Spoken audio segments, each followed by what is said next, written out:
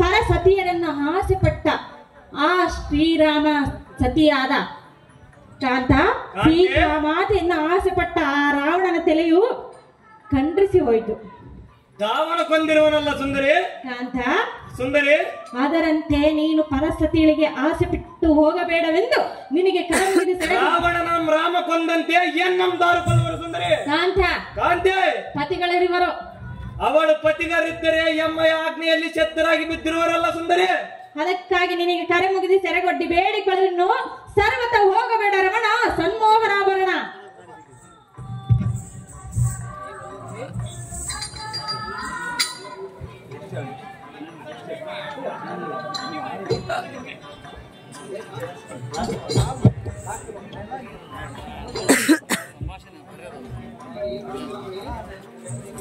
ಆಯೇ ಮಡದಿ ಶಿರೋಮಣಿ ಸುಂದರ, ಜಡಜಮತಿಯಳಾದ ದ್ರೌಪದಿಯಂ ಈ ಅಂತಃಪುರ ಕೇಳದ ತರಬೇಡವೆಂದು ಕೇಳಿಕೆವೆಲ್ಲ ನಿನ್ನ ಶಾಸ್ತ್ರೋಕ್ತಿ ನೈತಿಗಳನ್ನು ನಾನು ಪಾಲಿಸುವನಲ್ಲ.